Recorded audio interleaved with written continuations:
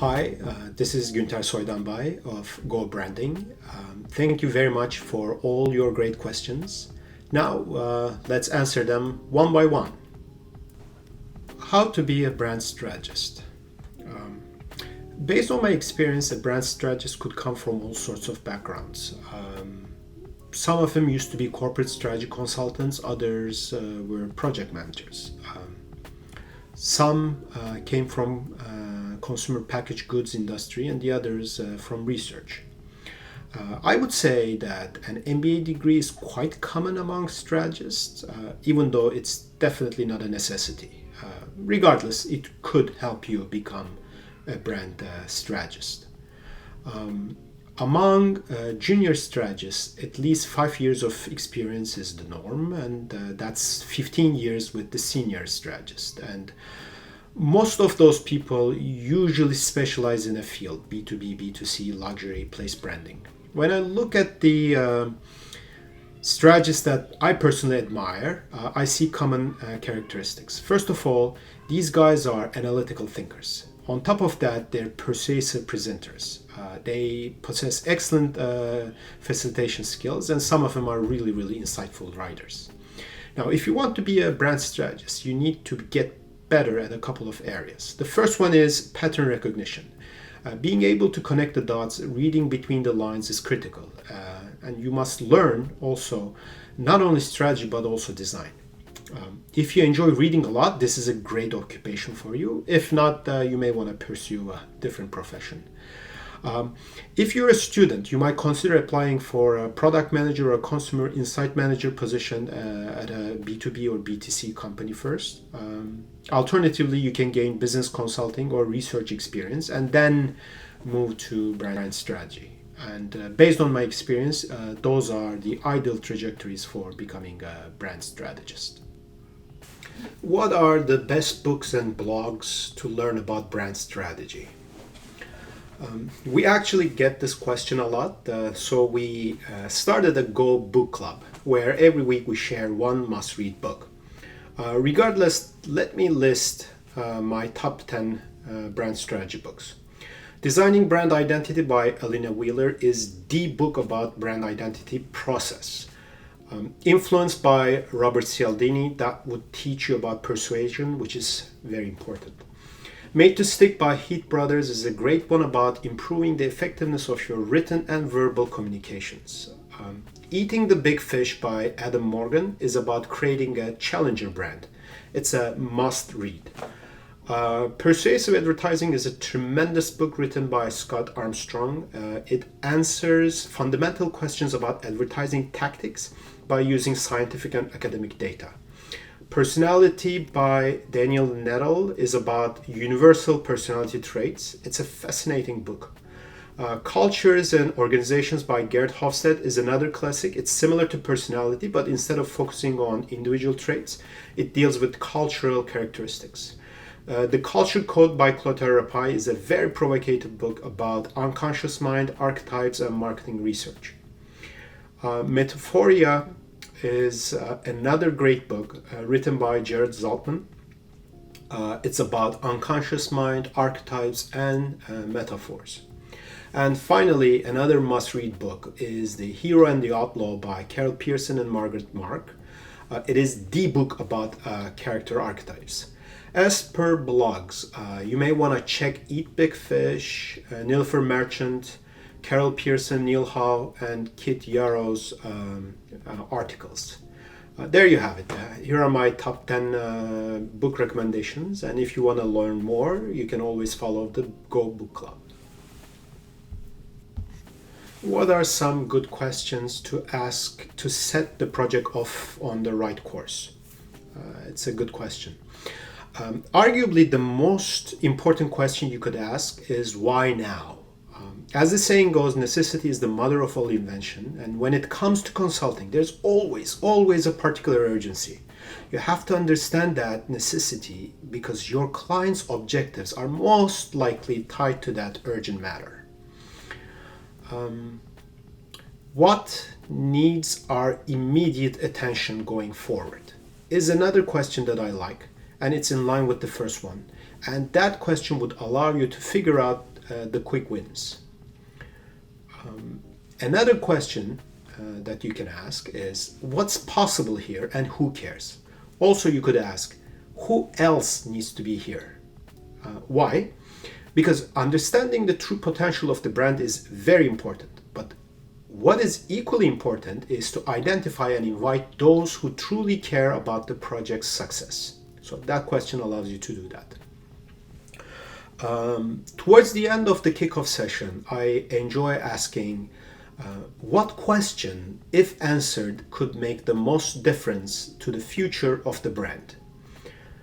I like this question because usually it catches the client a little bit off guard, but it also forces them to think about things that they haven't thought about so far.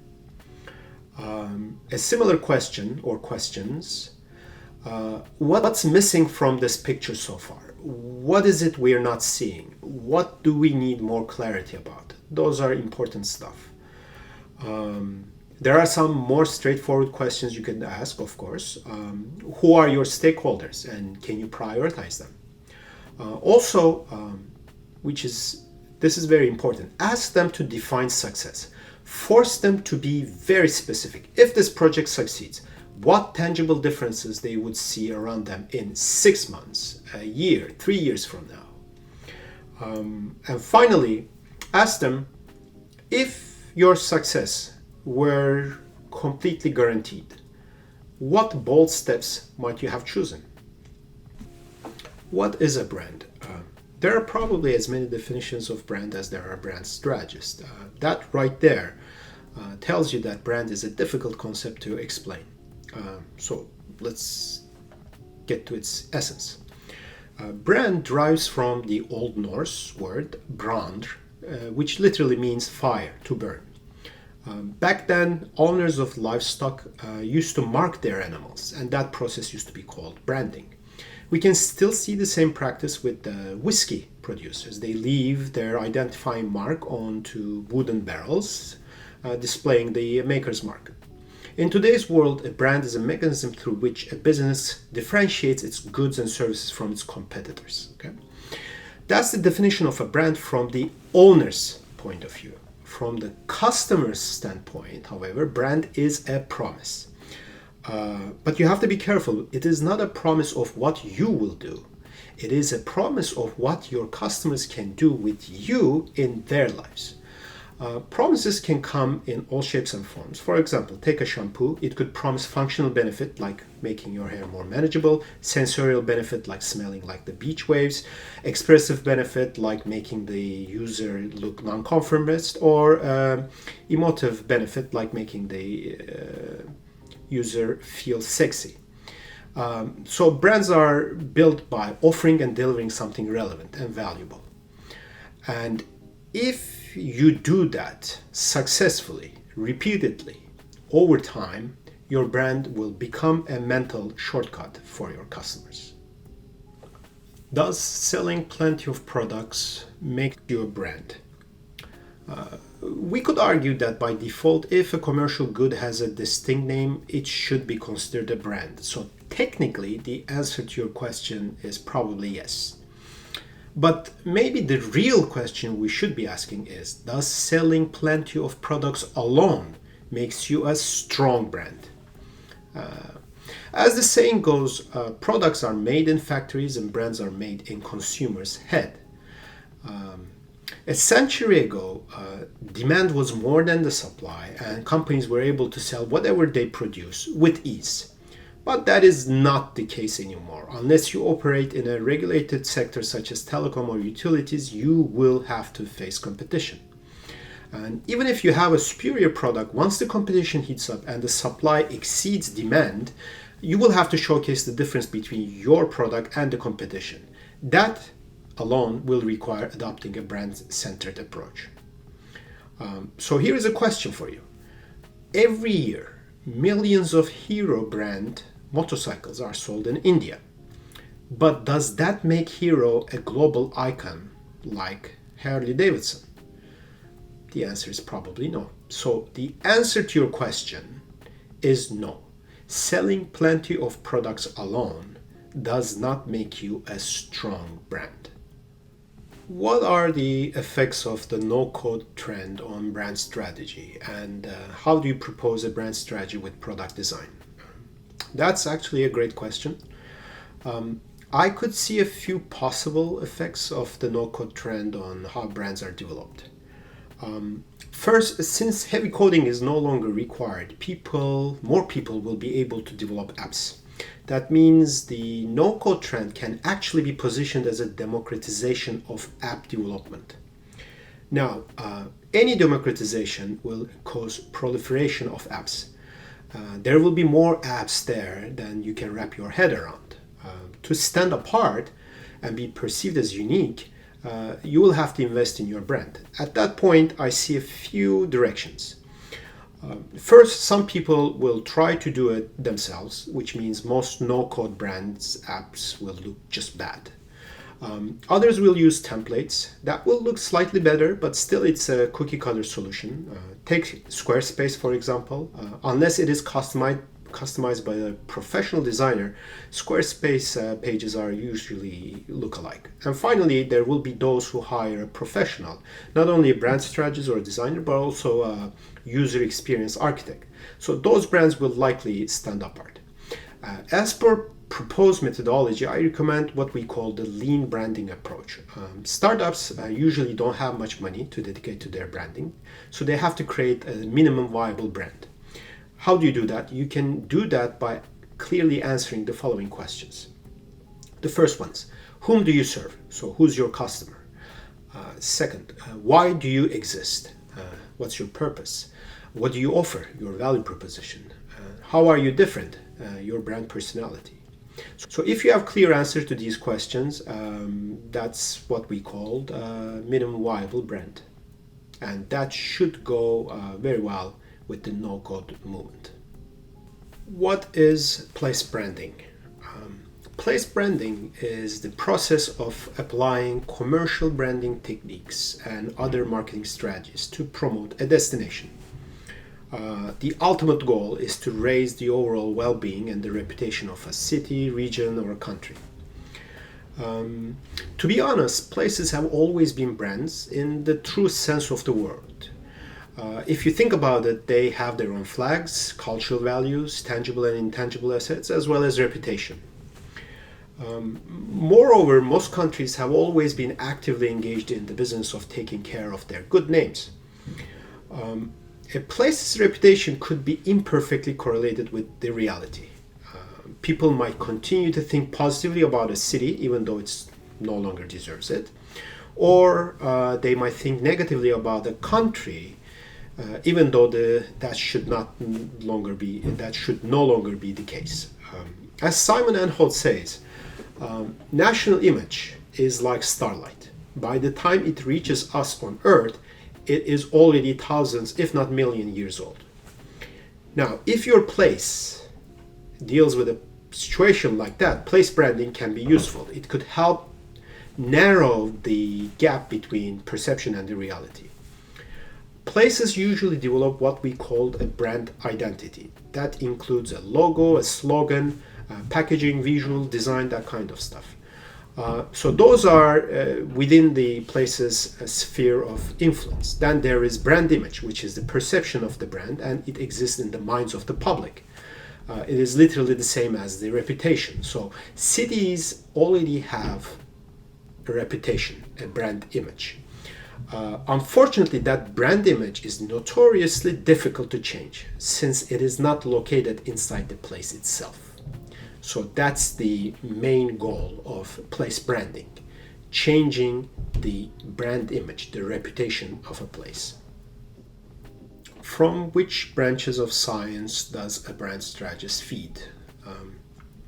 First and foremost, strategists should be well versed in psychology. That is a must.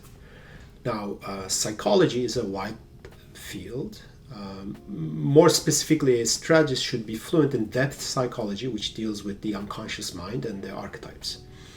Second, you must know personality or trait psychology so that you can better understand your customers.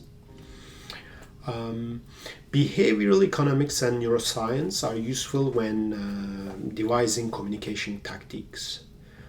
Another important branch that you should know is complexity science. That would help you recognize patterns, understand complex stakeholder dynamics, social trends, and the way in which ideas spread. Obviously, understanding culture is also very important.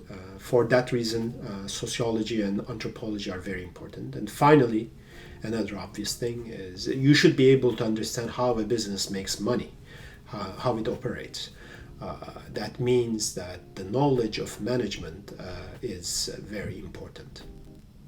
In the era of social media, the rise of populist politics and ever-growing polarization, most people happen to choose sides every day. In such an environment, how should brands respond to controversial issues? Should it stay silent in such controversial issues, even if supporting a side might be better for humanity? Well, the first thing that you should know about choosing sides is that polarization pays, not only in politics but also in business. According to a 2018 research by Business Asset Evaluator, brands that have been brave enough to stand up for its beliefs have grown their equity. So, polarization pays. What matters, however, is authenticity. We live in an era of transparency. Imagine a company jumping on the Black Lives Matter bandwagon just to be exposed later on that they don't have any people of color on their board. How authentic would that be? Or a company issues a public statement about police brutality. Later on, we learn that its corporate culture not only forgives, but also promotes mobbing. Now, if a brand enters the polarized space unprepared, it would commit suicide. A brand's political stance would work only and only if it is part of its corporate ethos. Also, let's say that having a political stance is at the core of your brand. If that's the case, one question that you should be asking yourself, what do we hope to achieve realistically? Now, you need to be clear with your objectives and ideally shouldn't stop until you reach those. Finally, from a branding standpoint, advocating something good for humanity is commendable, but attacking people personally is not. Such behaviors would obscure your brand values and purpose. Advocacy could create a conversation, which is good, but personal attacks would drag you into a fruitless back and forth, which would be detrimental to your brand. How to look good quality and not expensive or competitive without being cheap. How to get the sweet spot in brand message. Quality and value are notoriously subjective concepts. What might be low value to you might be good value to someone else and vice versa. Value is basically, if we were to put it in an equation, is the benefit you get minus the monetary and non-monetary costs you pay. Every individual focuses on a different part of that equation. For some, value means low price. They zero in on savings. For others, value is about the grand total of benefits you get regardless of the cost you pay. And yet there are others who focus on quality for money. They try to maximize the quality they get while minimizing the cost they pay. The examples are endless, and the moral of the story is that you must understand how your customers judge value. Only by understanding their interpretation of value, you can get to the sweet spot in brand messaging. Now, let's give a couple of examples. H&M and IKEA, these brands know that their customers are price sensitive, so they're always showing the price of their products in their ads. On the other hand, Apple knows that its brand community judge value by the benefit they get, so they downplay the cost element in their messaging.